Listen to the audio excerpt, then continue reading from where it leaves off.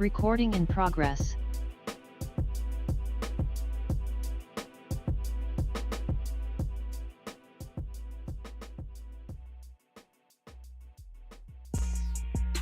Oh yeah, we got him. Trey Frazier and Maestro Styles, you know we got one.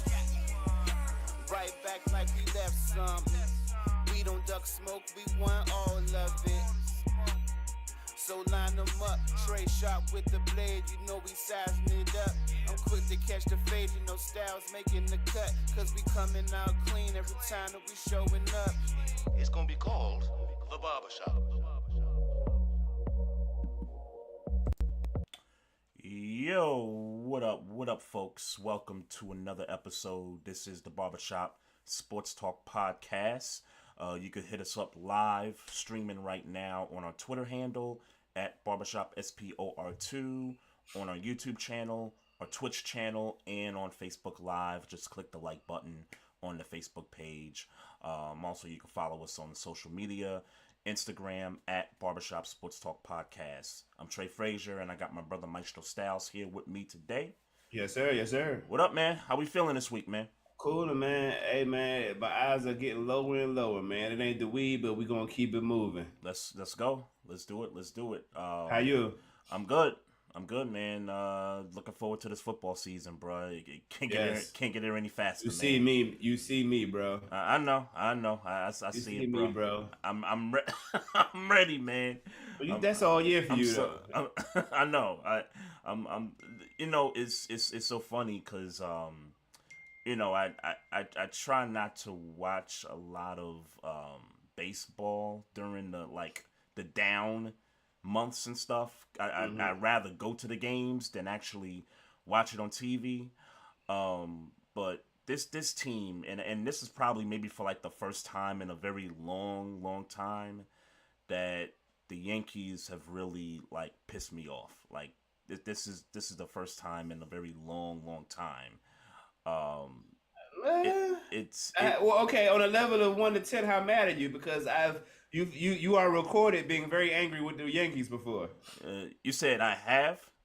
Yes. Oh, I guess postseason play as of recent, but this one here is it's more frustrating because I know this team all my life to never have a losing record. You know, going in this time of year, you know, where they're getting ready for the playoffs and everything, and they're on this 9-game losing streak where they're like 5 games under 500. And they've never, I mean, in my existence, they've never been that, you know, for as long as I've rooted for this baseball team. And really? So, yeah, they've never been under 500 in August. At least, you know, again, I mean, going back almost 30 years, yeah, you know, watching the team, you know what I mean? And it just feels different. Like the season is over. Like, let's, you know, kind of call it what it is. You know, the season is it's over. So it's really not much to really, you know, go on except let's bring some guys up from the farm system. Shut down Aaron Judge because, you know, I think he's still hurt from the toe from earlier this season. I think it just kind of you know, shut it down for him. And quite frankly, look, the most exciting thing that's happened at that stadium this year is the 50th anniversary hip hop concert. I've been meaning to watch it. It's on YouTube. I've been meaning to watch that. It is. Yeah. It's like 8 hours long or something crazy like that. I have every intention on watching it. Yeah. I have every intention on watching it. Yeah. I did see some clips of that, by the way, though. It looked to be a fire show all the way around. I won't give any parts away to you, but I'll just say that what I saw, it was fire.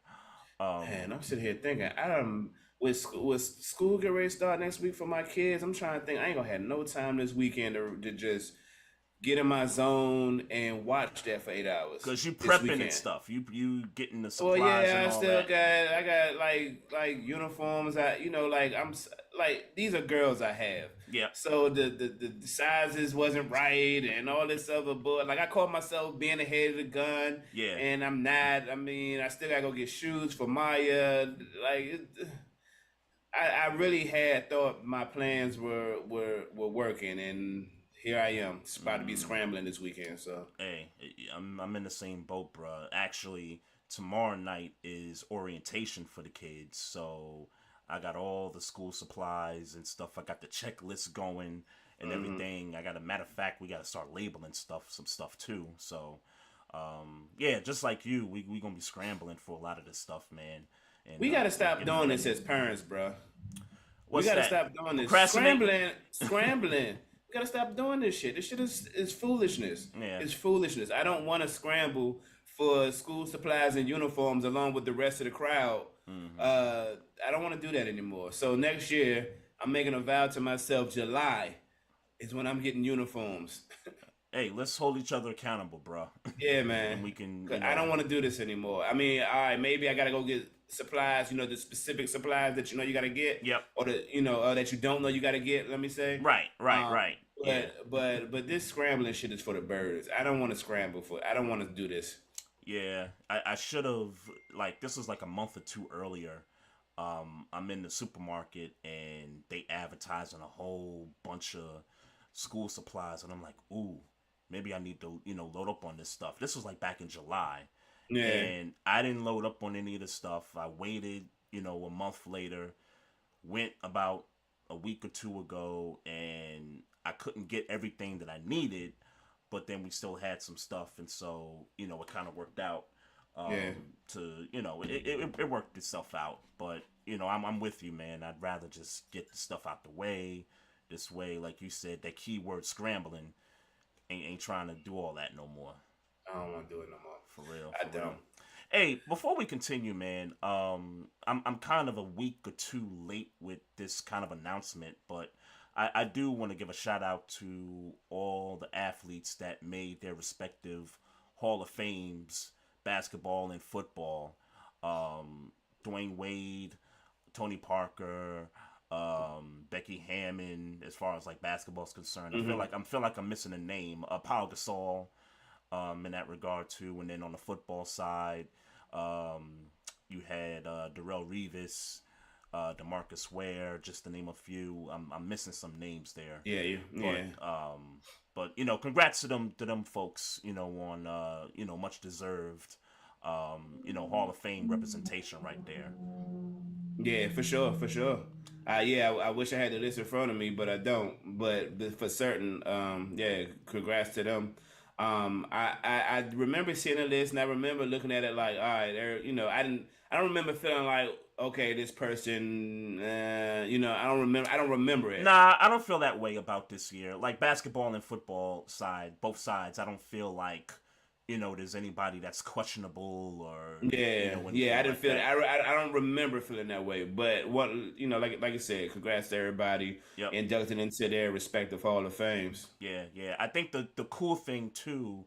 So I did catch a little bit of Dwayne Wade's speech and him kind of honoring his pops and having Allen Iverson kind of do a speech for him. I thought that was pretty cool. Yeah, I don't remember seeing that, but shout out to Dwayne Wade for sure. No doubt. Hey man, I'm going to overreact a little bit, man. I am. I'm going to overreact just a little bit, man. Let's go. I love overreactions. My Pittsburgh Steelers look good, man. They look good. So man. is this what everybody's been hollering about over the weekend, man? Cause they look good, man. They look good again, and look, you know me. I'm only concerned about the first three series. When the starters are on. Right. As far as what the team is going to look like in the regular season. Yeah. So, I mean, to get on that field. First drive, score off the 62-yard run. Mm-hmm. Shut down the on defense. Shut them down. They got one first down that first drive. Then the Bills punt to Calvin Austin. Who everybody? We ain't worried about Calvin Austin. Yeah, you got to worry about Calvin Austin. Calvin Austin led the team in all-purpose yards in week 1, and then had a vicious preseason punt return. following them, shutting them down. Then Kenny Pickett immediately throws a touchdown. 5 seconds to Pat Fry move. Every time after that, because even then, the Bills did start trying to cook a little bit, but then they start. You could tell that the pass rush was felt. I mean, I felt like it was 3 or 4 false start penalties. Like the pass rush was felt, and to do it against Buffalo starters, because Buffalo was one of the teams. That was going to be my question. That was going to be my question about who they had out there, first unit, second unit, but they had the first unit, obviously. Well, if you remember my first question, to shout out to Estelle from last week, my first question was, do y'all feel like y'all missed a window to winning the Super Bowl? Yep. And I get it. It's the preseason. I don't want to overreact. You threw the disclaimer out there. Yeah, but I'm going to overreact. It looks like and I'm only basing it on how they looked in that against Pittsburgh and the field in the AFC, and not just the AFC, but obviously the AFC East. Man, the Bills might be in trouble, but I ain't on the Bills right now. I'm talking about the Pittsburgh Steelers. The Pittsburgh Steelers looking like y'all in trouble, man. We're basing it off of look. I'm overreacting. I'm going to overreact right now. That's what I'm going to do. It ain't just you. It's not just you, because I saw a lot of Steeler fans on the timeline talking about winning the AFC North and stuff. Like, had one girl who's a content creator. She's a Pittsburgh fan. She, was talking about Steelers gonna win the North, and then I saw Miss D from D Love Sports, talking some holy praises too, and I'm like, wait, and I'm like, is it September yet? I'm Mark it down. The Pittsburgh Steelers are gonna win the AFC North. Stamp it. You can't base it off. I do what I want to do. Bills, man. I do what I want to do. I feel a lot much better if you just came out and just said, hey, we win in the North without the visual of how y'all looked against the Bills in the preseason game. Like I could at least live with that. If we're calling the Bills, if we all agree that the Bills are let's say top 5 as far as teams that can make the Super Bowl in the AFC. Okay. If we all agree to that. Okay. And let's say, well, that's fine. Do we agree to that? Nah, we agree. Okay. We win in the North. But I'm not gonna base it off of preseason. Look, respect. They had the ones out there. Y'all had y'all ones out there. Respect. I don't know what they're gonna do, and obviously health got a lot to do with it. I don't know what they're gonna do with T.J. Watt, Alex Highsmith, then Herbig, then Marcus Golden. We got 4 solid pass rushers right now. So what you saying? Quan Alexander looked good. So you saying y'all gonna be like what the Eagles defense was, getting all them sacks and stuff? Is that what you?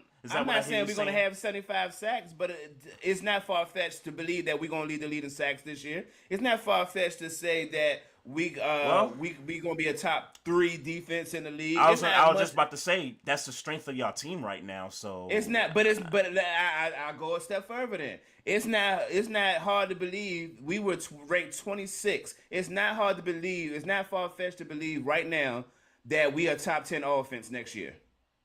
That y'all a top 10 offense next year. This year, right now. I can't co-sign that. Like if I took the Ravens blinders off, I can't co-sign that. It's hear me good. The Pittsburgh Steelers will be a top 10 offense this year. In points scored. Points scored. And points scored. Yes, sir. All right, I'm gonna write that down. when I get top off this, 10. When I get off this podcast, I'm gonna write this down. And clip this one up. Top 10 offense, top 3 defense, champions of the AFC North. Clip it up. Woo. Clip it up. I'm done playing. I told y'all all summer I was gonna be humble. Y'all talking but easy. How dare y'all Hey, I'm done. I'm done being humble, dogs. Y'all It's talking greasy. Hey, hear me and hear me good. You hear me? Y'all talking real Wait, greasy right shorties, now. are you listening? Hey, look, man. Hey, top 10 offense, top 3 defense, AFC North champions, Pittsburgh Steelers. Here we go.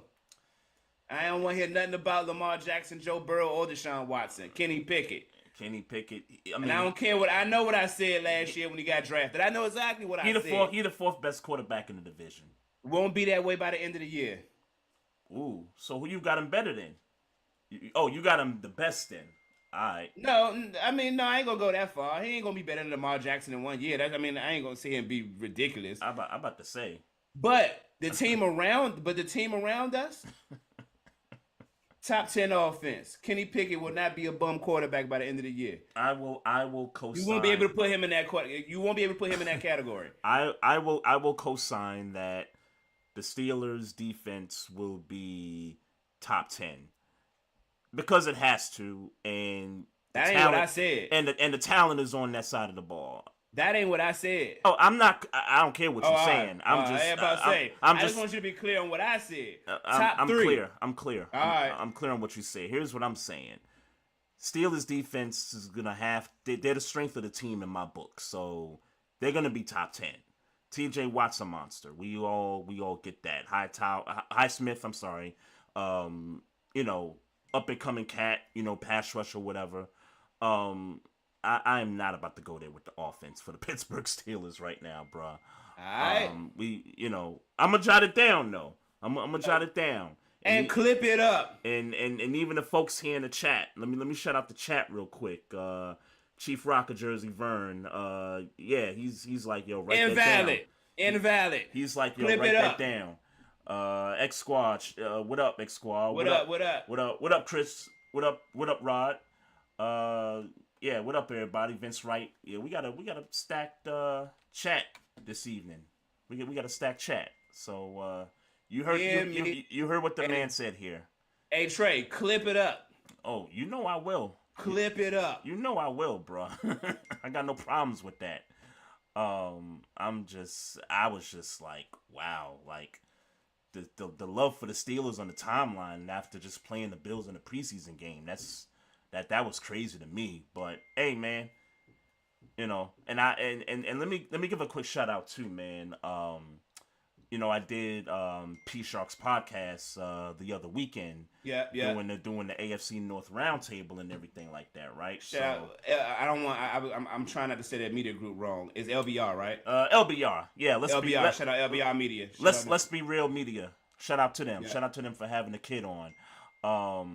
I said, kind of overall, as we're kind of, ranking the teams in the division, I said, look, given the schedules, right, because it's AFC South, right, and there's only one team we're thinking about in that division, and then you got the NFC West, again, is one team you're thinking about in that division, and then there's another team that is kind of a wait-and-see. Seattle, to me, is kind of that, wait-and-see team.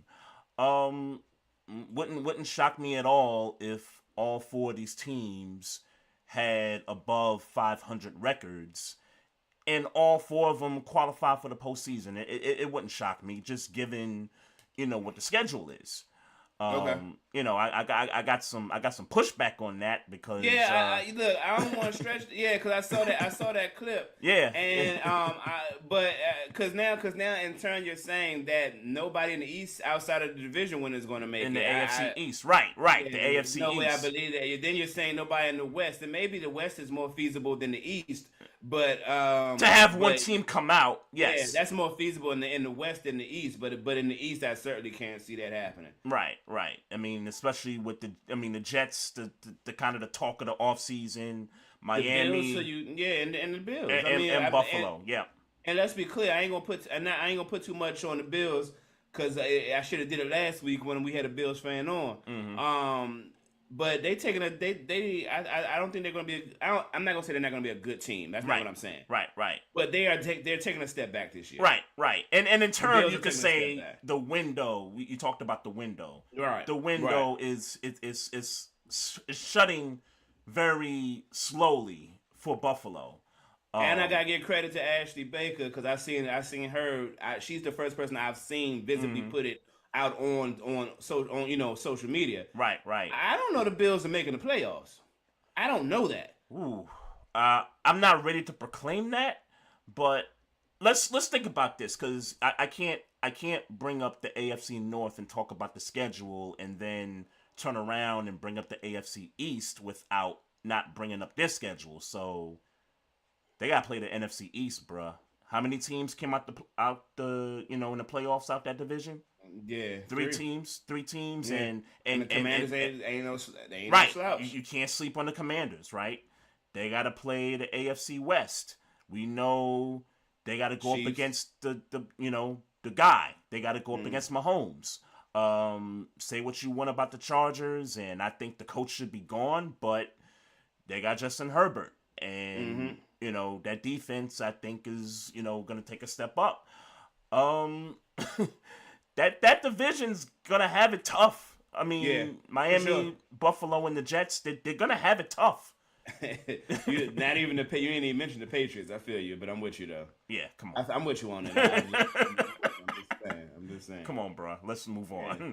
Let's move on, man. Hey, it's funny. You just brought up Ashley Baker, and shout out to her too. But so she posted something that went viral over the week on Twitter. I don't know if you noticed it, but she brought up this question. She was on a Commanders content creator podcast over the week, and one of the questions she put out there was, how come Dak Prescott doesn't get the same kind of love from our community the way we show love to guys like Lamar Jackson and Jalen Hurts and stuff? And so I didn't have to think about it this long, but for me, it just kind of goes back to the whole Kaepernick thing from a few years ago, where he came out and was like, kneeling is not it's not the right time to be kneeling, whatever. And I didn't even know about the whole donation to the police department thing, but that's his choice, nonetheless. But for me, I think the reason that we as a community don't put Dak in that same energy as Lamar and Jalen and those guys is because I just think his upbringing, I can't relate to his upbringing. You got a white mama. Yeah. You don't got cornrows. Yes. I can relate to Jalen Hurts. I can relate to Lamar Jackson. I can't relate to Dak Prescott. Now, that doesn't mean I don't root for the guy. Like, if we're just talking black quarterbacks, I root for Dak Prescott to do well. But when it comes to putting him in the conversation when it regards how the community views the black quarterback, it's different. Well, let me be clear on what my stance is. I feel like Maestro, has supported Dak Prescott just fine. When he was a rookie, when he was cooking, and you know what I'm saying? And now that, what's this, his eighth year? Yeah, oh, even worse. Eighth year. Even worse. when we believed that Dak Prescott could possibly be one of those, one of them, like could be a black quarterback to win the Super Bowl, that whole vibe with the Dallas Cowboys. I think we did root for Dak Prescott the same exact way we root for Jalen Hurts, and the same exact way we rooted for Colin Kaepernick and those things. Yep. I think playoff losses and injuries, and having not had the success that we. Yeah, not having had the success, it's like, all right, well, he's just another guy then. Yeah. And quite frankly, he is, a good quarterback. He's a good quarterback. But if you talk to some Cowboys fans, we had been on fresh off a playoff loss, I want to say. BS3, fresh off a playoff loss. And he was like, well, I wouldn't be mad if they went a different direction.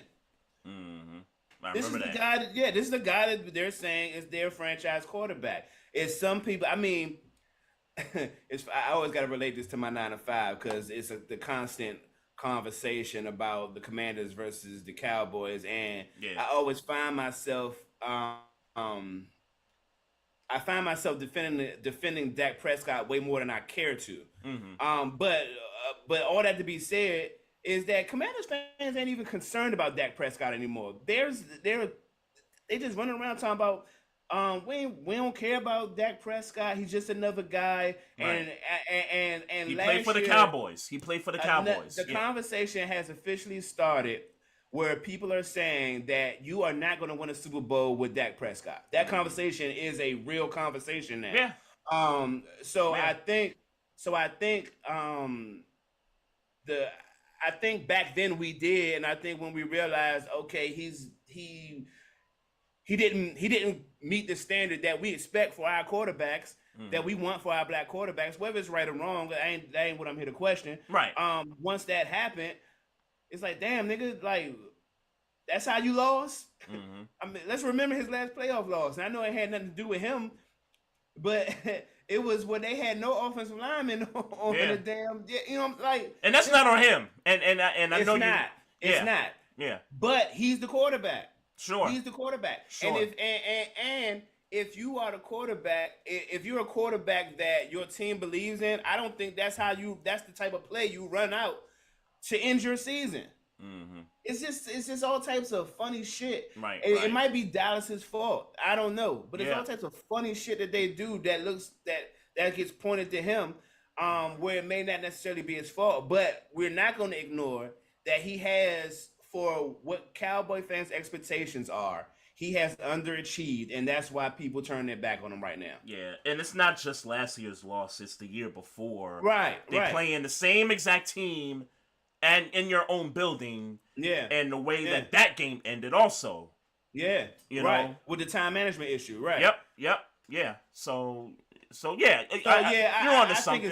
I think it's that because I think people was on unless you weren't a Cowboy fan, people were on the Dak Prescott bandwagon early in his career. Yeah. When he threw that 400 yards, I want to say he threw in the preseason, or whatever he did crazy in the preseason that his rookie year that got him the job. People was on him. Right, people was feeling him.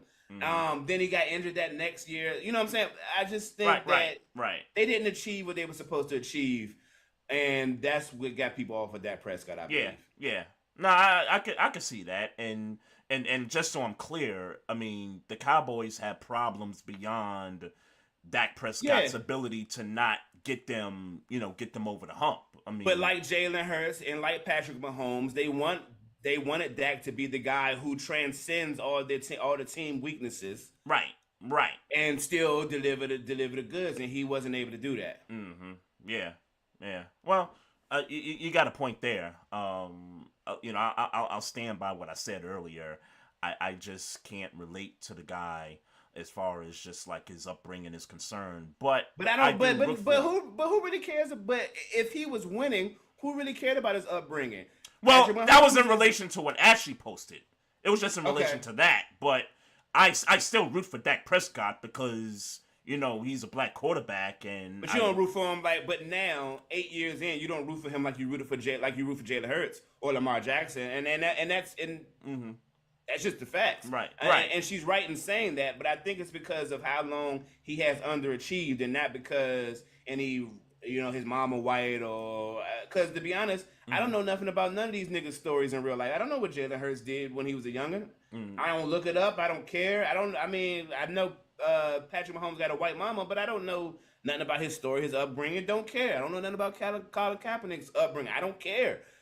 Are you on the field balling, and are you meeting my level of achievements that I feel like you should be setting as a black quarterback? That is a black quarterback as a quarterback, period, for real.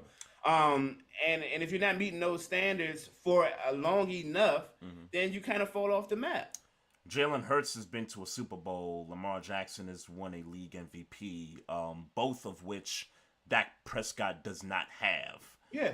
And so, also, if you're looking for something to differentiate him from those two players, it's those things also. Right, and because if you're to keep it a buck, if right now, if you're asking me who's a better thrower of the football, Lamar Jackson or Dak Prescott, I'm gonna tell you Dak Prescott.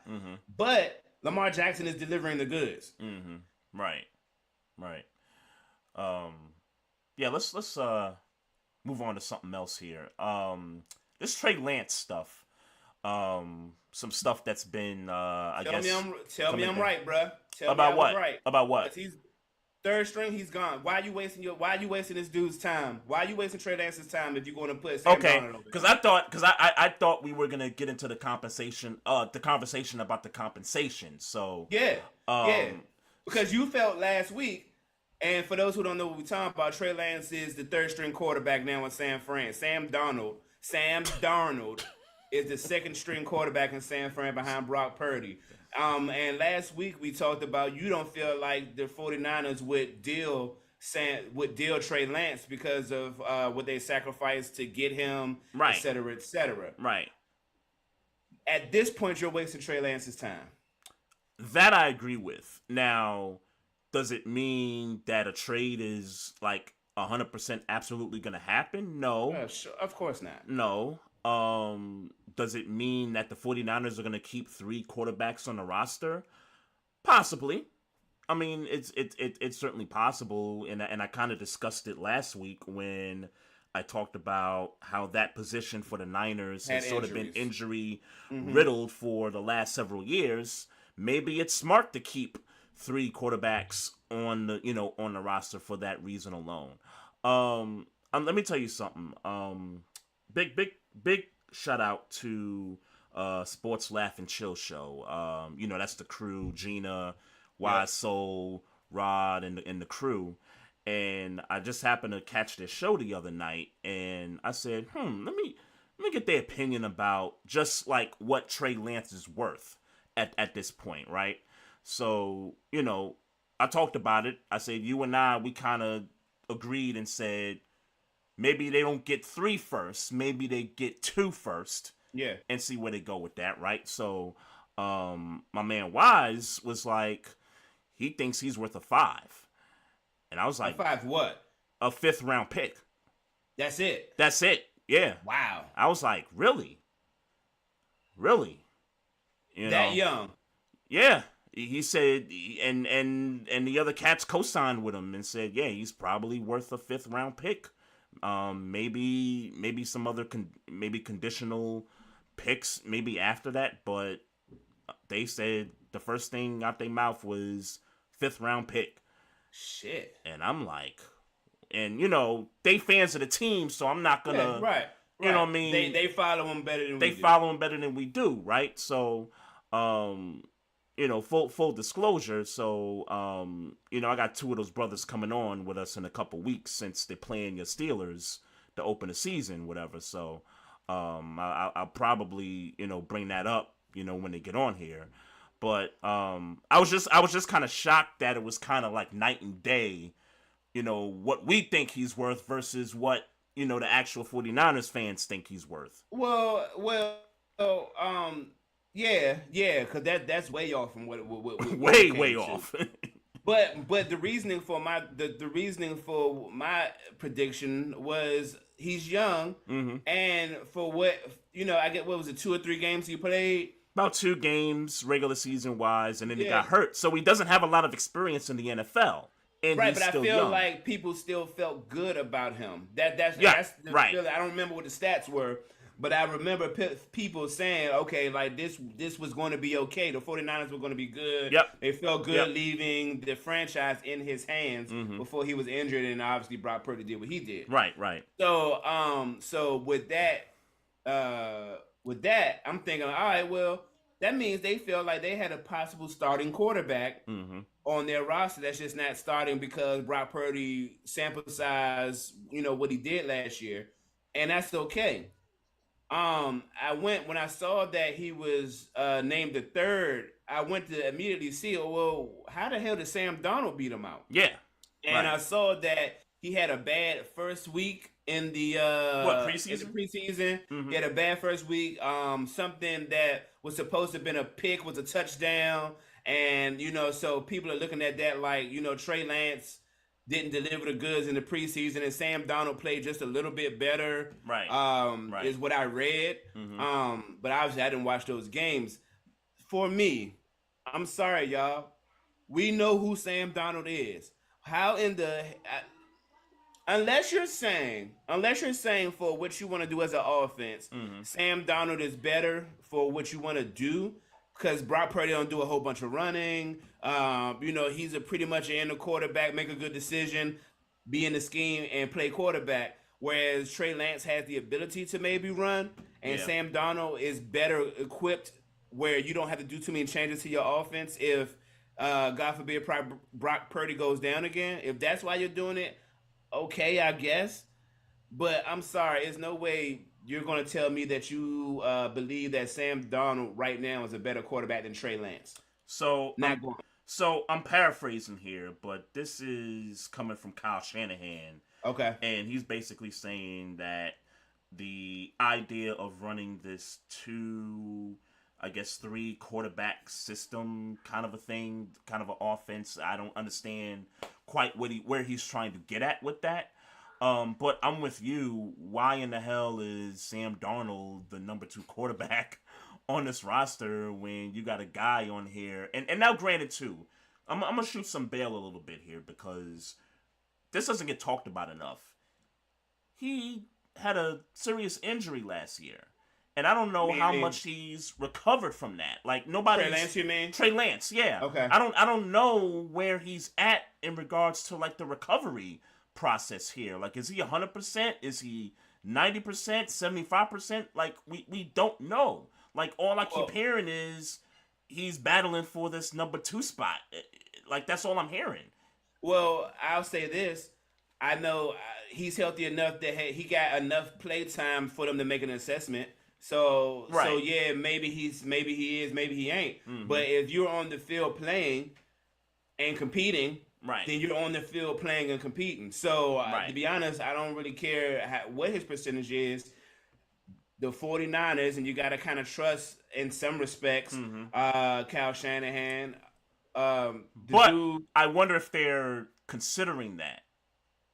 I don't think they need to consider it. I don't think that as the team, I don't think they need to consider that. I think when you already have your starting quarterback, it's clear. He made a comment last week about he had to melt to not be the first stringer. Yeah. So it's clear. So now all that potential, all that we put all this draft stock into Trey Lance, that shit goes out the window because now we feel like we have our franchise quarterback. Do we know if they feel that way or not? I am 100% sure that they feel that way if Trey Lance can only battle for the second slot. I'm 100% sure of it. So you're how can I word this question? So do you think they're all in on Brock Purdy as the number 1? Yes. He said he would have to melt in order to lose his job. He didn't say he would have had to play bad. He said he would have had to literally melt.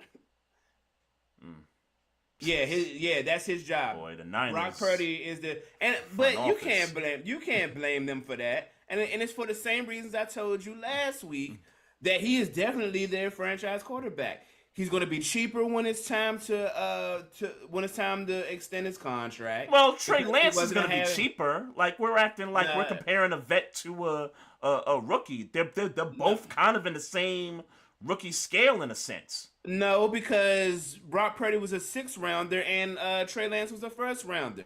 Money's different based on how you're drafted. Okay, but if Purdy balls out, he's probably going to get the same type of money that a Trey Lance would make if Trey Lance balls out. I disagree because they respect that getting drafted high shit. That shit gets respected. Sure. That's how Sam Bradford got so much money being a mid quarterback because he was the first. He was the first round. Well, Dak got money and he was what 4th rounder, 5th rounder, something like that. Yeah, but it came with a long extended. Like that was a conversation, and and they tried to pay him less. Let's not forget.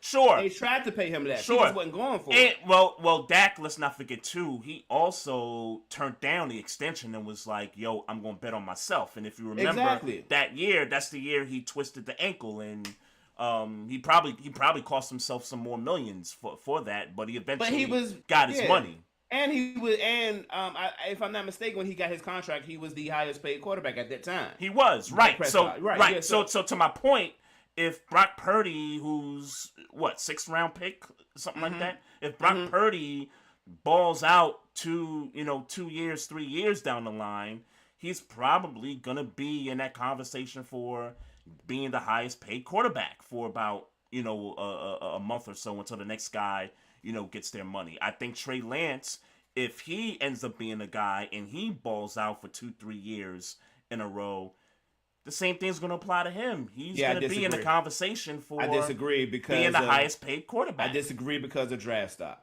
I'm just telling you that that is considered when you're talking about getting. I agree it's considered. So I don't think that. But I'm basing it off of what I've seen other quarterbacks who've been drafted in later rounds have been getting. I'm only basing it off of that, which is why I brought up the Dak Prescott situation. I think both of I don't think just kind of getting back to the point with Brock and Trey Lance, I don't think the money, I don't think the idea about who's cheaper, this is why we're going with him, talk. I don't know that that's the reason. I just think that it could just be as simple as they going with the hot hand.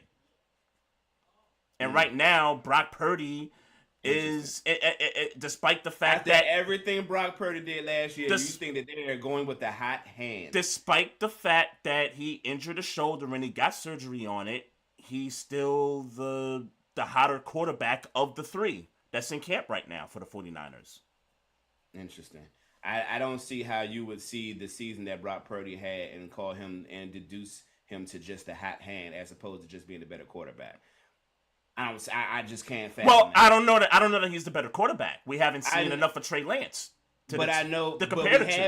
But we have seen enough of Brock Purdy. Why would we waste our time trying to see something from Trey Lance when we've seen what we've seen from Brock Purdy? Well, because if you're trying to compare who's better, I can't make that determination if I've only seen one guy that played, okay, let me ask a better question. Versus a guy that's only played 2 games. Let me ask a better question. Why would the 49ers waste time trying to figure out who Trey Lance is after what Brock Purdy just did? Because they traded 3 first-round picks for him.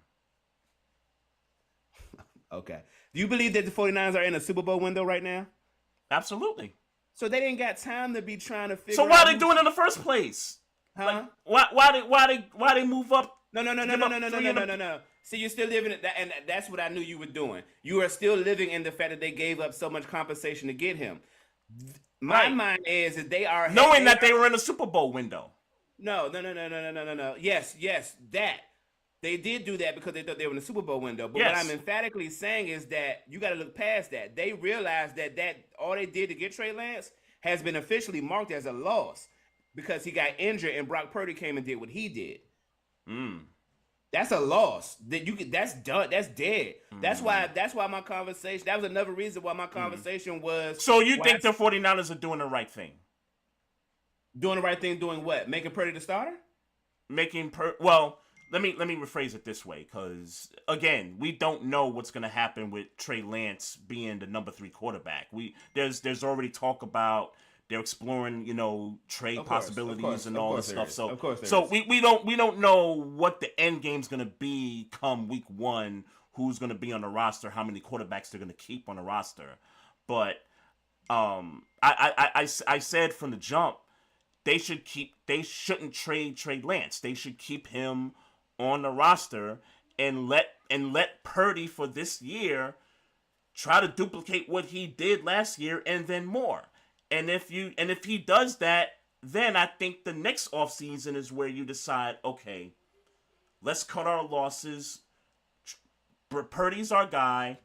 Let's find a team for Trey Lance that he can go to and get some compensation back. I guess where we kind of part ways is that I think the time to do that is the next offseason. I don't think the time to do it is now. I think you keep him on the roster. You keep Trey Lance at 3rd string all year. Does his stock go up or down? It obviously goes down. I don't know about That's why how you much. get rid of him now. I That's why don't. you get rid of him now. And you already got Well, 49ers.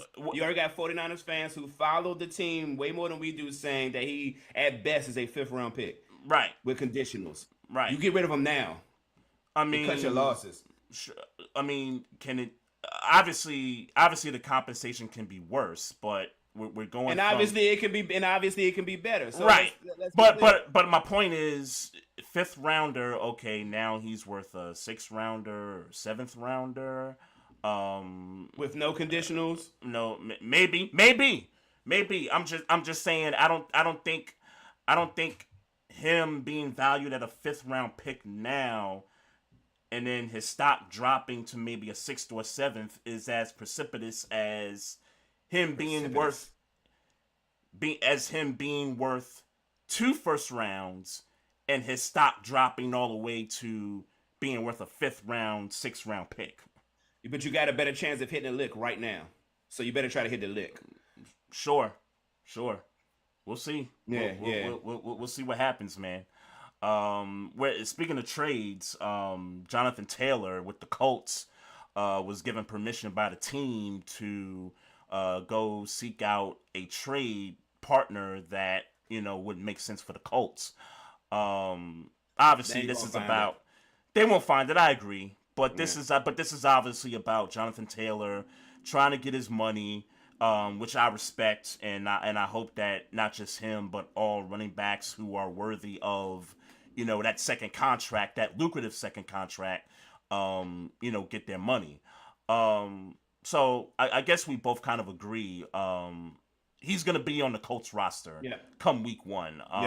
There's been stories about Miami doing some investigation about what the value is and all this and stuff. They should. Absolutely. In the end though, it's just and not that it can't happen, but I'm just looking at it as it's so late in the game. We're about to go into the final week of preseason. I just don't see him being anywhere else but Indy come week 1 for this team. Yep, I agree 100%. I don't see it at all. And speaking of Miami, did you see this earlier on Twitter? Tua had some words for Ryan Clark in the media earlier today. So, I didn't. So I didn't know this. I didn't know Ryan Clark said this on ESPN, but he basically was saying how Tua wasn't keeping up with and I'm paraphrasing, but he said Tua wasn't keeping up with the off-season, regiment, not being in shape and, and all this stuff, not partaking in the activities, in the off-season and stuff. And so a reporter asked Tua about the comments, and Tua kind of went extensive. Basically bringing up his heritage and how Samoans are tough, and you don't want to. Again, I'm paraphrasing. I'm about to say, because what the fuck that got to do with the question? Yeah, right. You start bringing up, us Samoans are, we're tough and all this stuff. But look, man, he ain't been around me. He don't know what he talking about. He just better keep his name out my mouth. Keep my name out his mouth, whatever. So basically, it's another ESPN person with bullshit sources, is what you're saying? It sound like it, man. And ain't the only one. It ain't the only one. I don't know. Look, I'll be honest with you, and it's probably because I'm not in the fraternity of athletes. But I tend to a lot of times I tend to believe the analysts and their sources more than I believe the player. When the player answers with things like my heritage and I'm a tough guy. Now in his defense, I didn't hear Ryan Clark's comments nor his response. So let me start with that. I want to hear Ryan Clark's I want to hear Ryan Clark's response. I didn't even know this happened. I didn't even know I didn't know there was a Ryan Clark Tua dispute. Yeah, but I learned about it today. Yeah, but with that being said, I look, man. Maybe it's my Pittsburgh Steelers bias. I watch the Pivot podcast. I like Ryan Clark. I mean, I'll say this. To shoot to a bill. We gonna see. Here's We gonna see. here's a Tua quote. Here's an actual Tua quote. I come from a Samoan family. Respect is everything. We are tough-minded people, but if we need to get scrappy, we can get scrappy. So I'm like, that can't be okay. So I'm like, I'm dead. What? See, yeah, What? that's got me leaning towards Ryan Clark's side. So I'm saying, again, like, I'm going to go hear the entire quote myself, the entire response myself. Because if that's all he said, then then I agree with Ryan Clark, and he ain't been doing what he's supposed to be doing. Because that nigga ain't said shit about. If that's his entire quote, he ain't said shit about. Yeah. Nah, he lying. It's not the whole thing. But Right, there's nothing else. But there's nothing else that makes me think that Tua's calling him out on his BS. That's why I'm gonna read it. I'm not saying you wrong. I'm just saying I need to see because I might see something different from what you see. Yeah. There's no way in my mind that you answer questions about your work ethic with where you're from. I can't see that when you could have just said, nah, he capping, and I have been. Go ask my teammates. Go ask the people around me. Like, you know what I'm saying? Like, you would think that if he wasn't doing what he needed to do as far as the quarterback position, that maybe, especially coming off of his season last year, right? That maybe that would be making some type of a Miami news, maybe not national news, but at least Miami news. He's big enough a quarterback where that should be making national news if he wasn't doing what he was supposed to be doing. Right. But well, it's national news because it's Ryan Clark. It's right, national, I was about to say, for Ryan Clark to say that out loud, it's national news. You feel like he right about something. Yeah, he feel like he right about something. To be fair to Ryan Clark, here's his quote. He wasn't in the gym, I bet you that. That was one of the quotes that he had on his criticism of Tua. So that's in the gym, in the off season? In the off season. That's what he's referring to, the off season. Yeah, I gotta read the quotes then, because that's even that one quote you read is broad as hell. Right. So it's definitely broad. And I'm sure there's more than what Ryan Clark said too. Yeah, I gotta get that info. I gotta get more info on that. So, but I will say, without the info, I'm riding with Ryan Clark. My man said if we need to get scrappy, we could get scrappy. Like, what does that mean? What does that even mean? I'm like, wait. What does that have to do with football? Are you inviting him to a fade? Like, what's happening here? He asked you about your work ethic, bro. Like, no, he asked the reporter asked you about the comments made about your work ethic, and your response was about your family. I can get scrappy, and we can get scrappy. He didn't even say me too. Get scrappy. He said my people get scrappy. So look, we gonna see. We gonna see. I don't know about that, bro. so Stephen A came out twice with some quote unquote bad sources. One was Stephon Diggs. Yeah. Fresh off the loss to the Pittsburgh Steelers. Come on to had to talk throw that about, in there. Hey. Had to throw that in there. You hear me? My sources say Pittsburgh going to be top 3 defense, top 10 offense this year. That's what my sources say. The game that got Steeler fans everywhere clamoring for That's what my ball. sources say. My sources say that we going crazy this year. AFC North champs. That's what my sources say. But anyway, basically saying that he got on TV and said that my sources say Stephon Diggs want out, and he been wanting out ever since he had his head up on his head after the KC loss. The playoff game, yeah. The playoff game. And that he feels like ever since then, Buffalo Bills have been going down in stock as far as being the Super Bowl champions. Stephon Diggs put out a tweet and was like, nah, I don't know where you got your sources from, but me and the people's good. I'm paraphrasing. Hashtag with the Bills Mafia. I haven't seen Stephen A respond, but can I say something? Man. I just want to be fair to Stephen A in this regard. Yeah. What the hell is Stephon Diggs supposed to say, right? Like that's something that I would expect him to say. I agree. Hey, I'm with my team. These are my teammates. And we can break that apart however we want to break it apart. We can break it apart as him saying, these are my teammates for now until they get me up out of here, or we can translate it as, hey man, this is my team. I want to be here. I want to win the Super Bowl with this team. That's my quarterback. I want to be here for years to come. Like, we can decipher that any way we want to, but at the end of the day, there was going to be no other comment from Stephon Diggs other than what he responded to Stephen A. about. 100%. 100%. But the comments are out there. If I'm to harp back into a prior conversation in this show, Stephon Diggs said too. The Bills might. I am almost willing to go out on a limb with my girl Ashley Baker and say it. Fuck it. I'm a real nigga. The Buffalo Bills don't make the playoffs. Hey, pull up that sports book, man. They don't make the playoffs this year. What's that number? What's that plus number on the Bills not making the playoffs? I don't know. I need you to open up that sports book, bro. Hey, you can clip this up too. Put that money down. I put the brand on it. Cause you gotta put it on. I gotta put it on Chicago. Yep. Absolutely. Absolutely. Yeah. So yeah, we'll do that. I ain't got no whole rack of money to put on it, but I put some money on it. What we doing?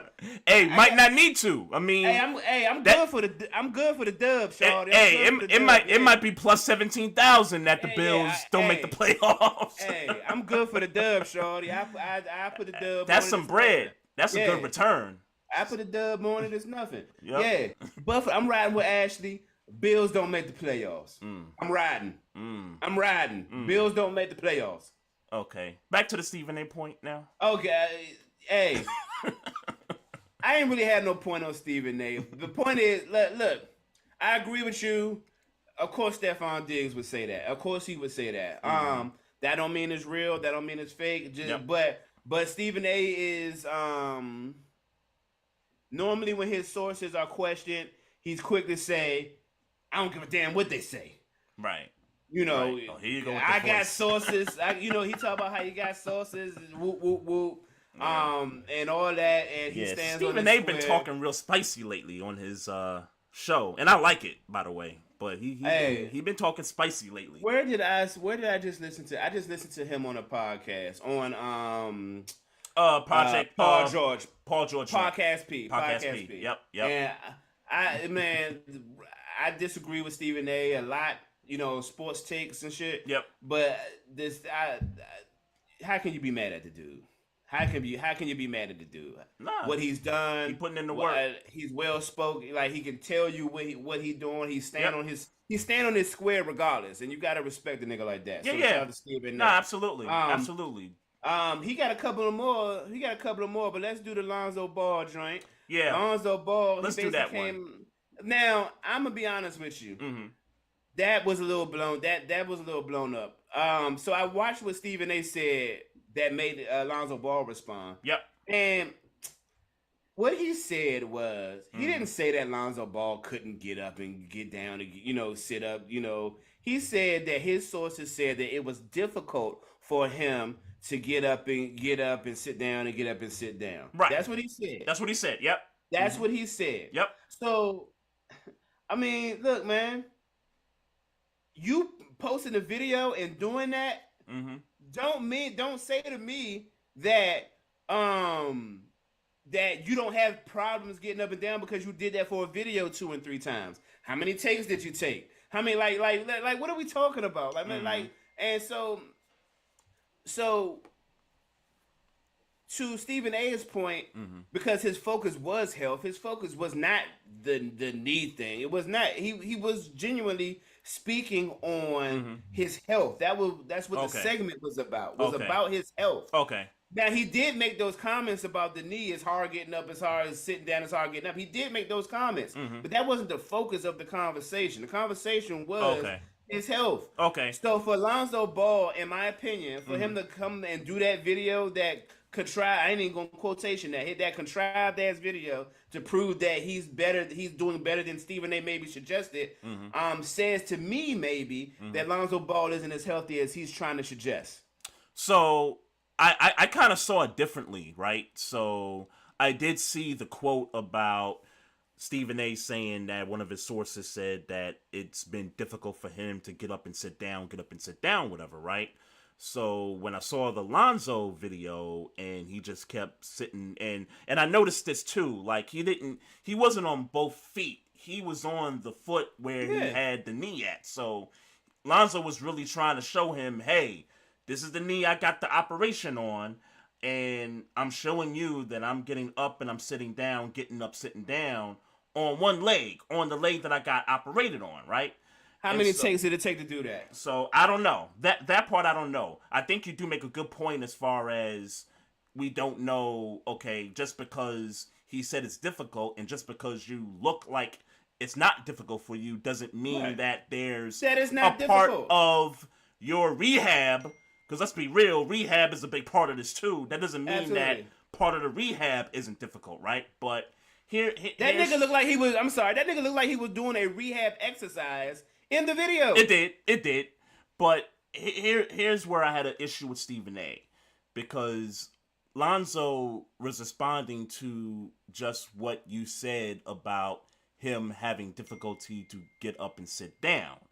He wasn't responding to the fact that whether he was healthy or not. And Stephen A made it a point to kind of skip over the point about him having difficulty to sit up and sit down and focus more on, why you trying to show us that, you think you healthy or whatever. And it's like, wait a minute, Stephen A. He was just pointing to the fact that you said that your source was saying that it was difficult for him to get up and sit down. Whether we believe it or not, whether the video looks to be distorted or fake, or we don't have enough evidence of it, that's what he responded to.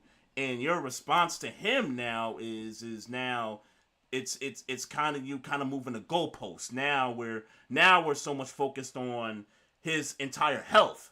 I don't think Lonzo Ball has came out and said that he's 100% healthy. I don't think he's quoted anywhere saying that. So that's where I have a little bit of an issue with Stephen A. in his response to Lonzo Ball.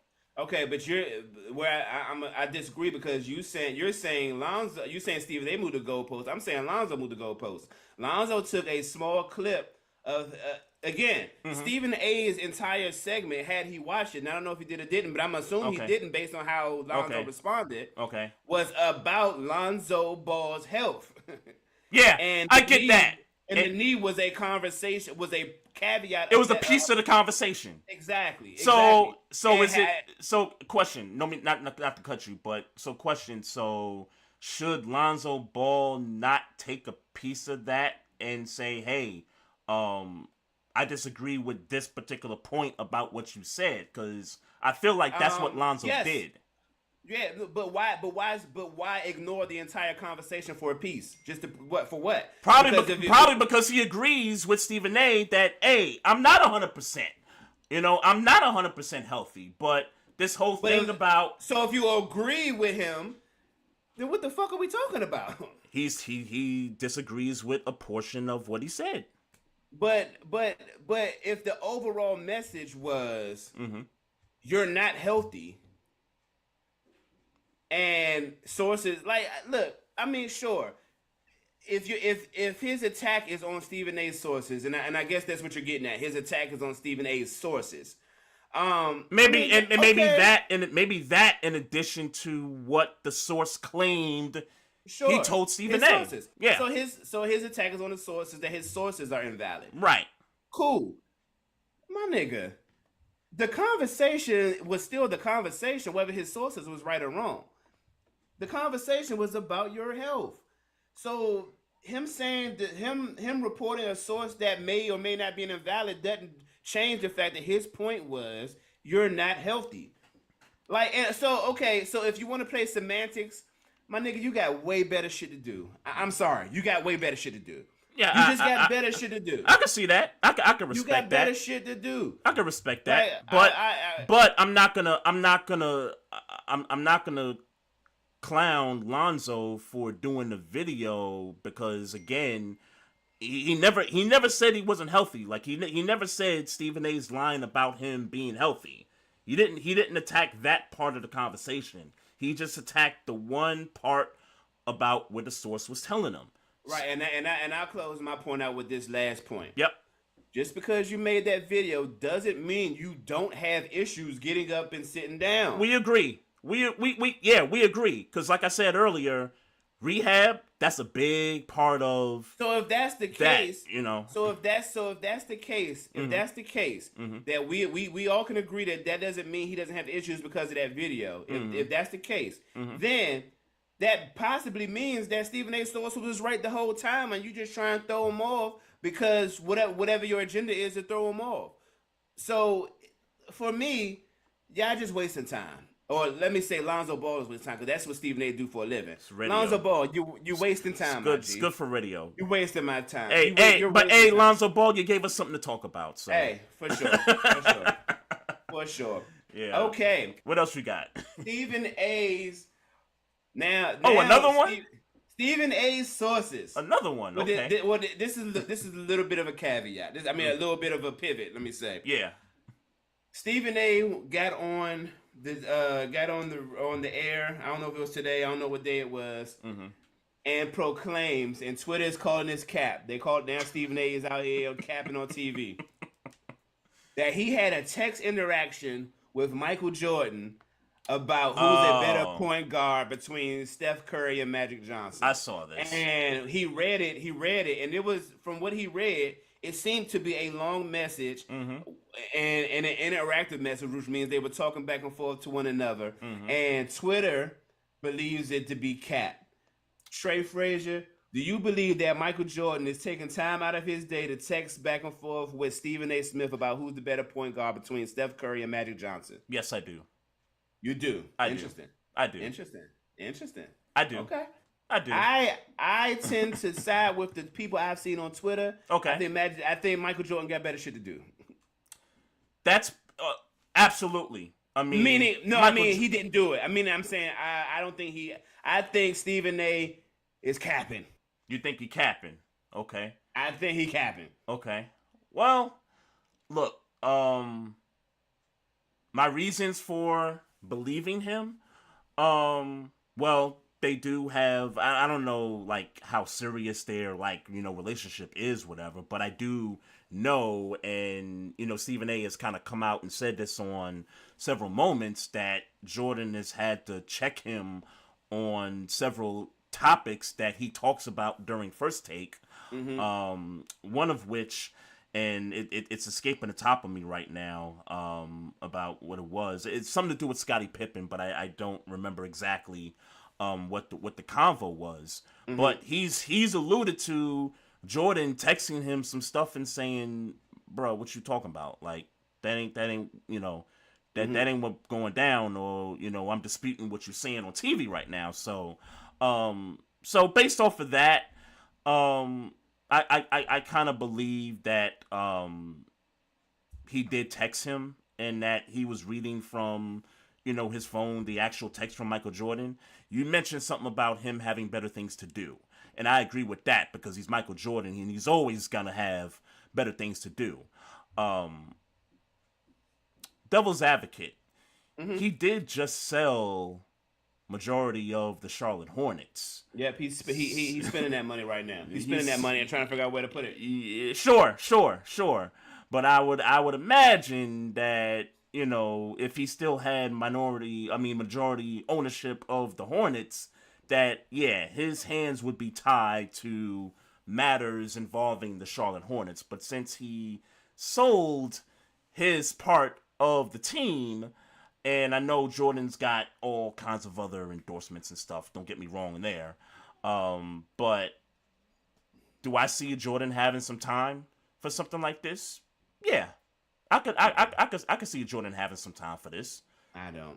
I don't. I ain't gonna hold you. Not that Jordan needs the media to talk about him. You know what I'm saying? But hey, we got to talking about Michael Jordan today in some capacity. if you would have told me Stephen A. had this conversation with Allen Iverson, I'm with you 100%. I know what their relationship is. He covered him. Yep, he covered him. Yep. I've heard. Let me say, there's not an interview of Stephen A. Smith that I haven't heard him speak about him and Allen Iverson's relationship. So if he read like, me and AI talked last night, All right, I'm with you. He covered him. Enough said. For me, anyway. He more him. than that. Well, more than him covering him. I don't know if you've ever heard the story, but he tells it a million times about how AI was beefing with him and told him he can't come to Atlanta, and he was mad because he wrote a story about him. It wasn't about the story; it was because it was you and that whole rigmarole that they had. So I know that they have. He speaks to AI like about AI like he's a brother. That's what he says.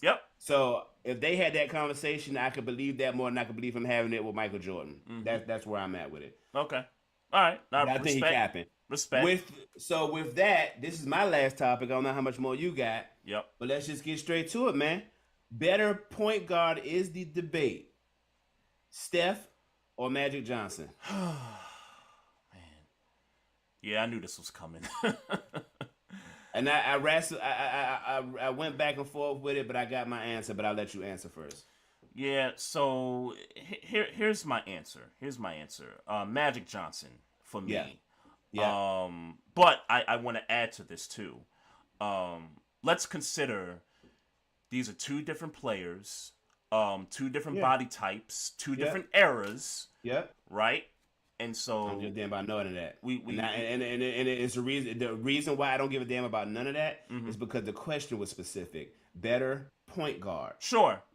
No, I get that. If you wanted to say better player, then I think all those variations, you could bring all those variations in. But the only thing that you could significantly say that Steph is better than Magic at is shooting. Yeah. And I'm sorry, there's a position for guards that shoot. It's called shooting guard. Yep. Point guard, Magic is better, period. Yeah. I get impact and how Steph has changed the game, but let's be clear. Magic Johnson did the same thing. Exactly. Yeah. Exactly. First point forward. That's what people say. That dude was playing all 5 positions. But the conversation was point guard. So I don't care about what he did at Sure. I get that. You're right. I get it. The conversation is point guard. I get it. Magic Johnson is a better point guard than Steph Curry. I just care a little more because I feel like for the folks not in the know, and there's not too many of those people, but yeah, I think we need to understand also too. We're talking about the 80s. We're talking about the 80s versus the 2010s. I mean, that's kind of been his decade. Yeah. That's his decade. So we're talking 2 different decades, 30, 40 years apart. So but yeah, you and I, we agree. It's Magic Johnson, point guard. I heard people bring up the whole, Jordan and LeBron thing. I guess trying to compare the comparison, which I don't think there really is a comparison to that comparison. But this one was easy for me. It's Magic. Yeah, once I was again, it's the focus on point guard. Now, if you was talking about better player, maybe I would still pick Magic, but maybe it would be more resistance. But it would make you think a little bit more. Yeah, possibly. If we were talking about better player, yeah. But if you're talking about point guard, it's Magic Johnson. And if I'm being frank, it's not even close. Mm-hmm. I get that Steph Curry set people up because of his ability to shoot. Mm-hmm. I get all that, but point guard is come down court, set the offense up, and make it work. Magic set people Johnson. Up. Magic set people up as well. The term Showtime Lakers is because of Magic Johnson at point guard. Mm-hmm. Period. But not even more so than Magic Johnson as a player. Right. Magic Johnson as a point guard created the Showtime Lakers. And you know what? I gotta be honest with you. I'm thinking about what you just said. If it was best player conversation, you feel like you'd have some resistance. I'm thinking about it, and now that I'm digging more deeper into the skill set, I don't know that I would even think about it even more. Just because Magic was a better rebounder. Magic did set players up, for better shots. Magic defended. Magic, he passed the ball. He even scored when he had to score. I don't think it. I'm just saying I would have thought about it more. Mm-hmm. I mean, let's be clear. Steph Curry. Not saying that Magic Johnson didn't revolutionize the game, but as a basketball player, the second Steph Curry crosses half court, you have to guard him or you're getting your face shot off. That's not the same thing with Magic Johnson. And I'm not saying Magic Johnson doesn't have skill sets. Yep. I mean, Magic Johnson played with his back to the basket. Steph Curry didn't. That, you know. Right. So again, if you're just talking about, again, player, I'm still going with Magic. But I would have thought about it longer if it was talking about player as opposed to just being a point guard. But Magic Johnson on both fronts for me. Yeah, I hear you too, and the impact too. Both players impacted the culture and the game, for that matter. I mean, all you hear from older cats is that I'm saying older cats like I wasn't there, but I wasn't watching basketball in the '80s. Is that Larry Bird and Magic Johnson saved the NBA? Yep. Yep. Games used to be on tape delay. Magic and Bird changed all that. Yeah. So I mean, look, man. Shout out to Magic, shout out to Steph, but yeah, I'm going. It's Magic for me. And it's not a real debate as far as point guards. I mean, somebody could give me some different points to make me think about it as far as best player, but I'm still leaning towards Magic there too. Steph is the greatest shooter we've ever seen. Yeah. He has an impact on a culture where now dudes want to pull up from the logo. You know what I mean? And let's be clear. Steph Curry. This is another thought I had. Did Steph Curry change his game for the worse? Because now you got Joel Embiid. That's something to think about. Yeah, because now Joel Embiid don't want to play in the post no more. Right. He can shoot threes, which he makes, but you know what I'm saying. Now you got kids that won't take the layup on a fast break. Right. They'll shoot a three on a fast break. That's a good question, and that's the kind of question for me that I would have to think about whether it's better for the NBA or not. So I mean, just some thoughts, man. Some thoughts. No doubt. Hey, quick shout out to the chat, man. Chat's been live and rocking, man. Chief Rock, Vince Wright, Rod. We got Chris Jenkins on here. Appreciate everybody. X Squad up on here, man. Again, folks, make sure y'all continue to follow us on all of our social media. We really do appreciate the fans, and we appreciate y'all filling the chats and everything, and all the messages on Facebook and Twitter and IG and all that good stuff. Continue to follow us. IG is the handle at Barbershop Sports Talk Podcast. Hit us up on Twitter at Barbershop SPOR2, as well as the Facebook page, and we got the YouTube page. And if you're on Twitch too, we're on Twitch as well. We're trying to get some followership up on that platform as well. Hit us up on the email too, barbershopsportstalk1@gmail.com, and write a review on any of these streaming platforms, whether it's Google Play, Spotify, iHeartRadio. The reviews go a long way, and man, this is a great show, man. It's been a while since it was just the duo here. Hey man, I always appreciate it. I always appreciate these shows. Always, man. It goes back to the beginning, right? Yes, sir. No doubt. All right, folks. That's it for the show. Again, love, peace, and happiness. Y'all take care of each other. And as always, folks, mind your damn business. Drink some water. Oh, Recording we stopped. got 'em. Trey, Frazier, and Maestro Styles, you know we got one. Right back like we left some. We don't duck smoke, we want all of it. So line them up, Trey sharp with the blade, you know we sizing it up. I'm quick to catch the fade, you know Styles making the cut. Cause we coming out clean every time that we showing up. It's gonna be called The Barbershop.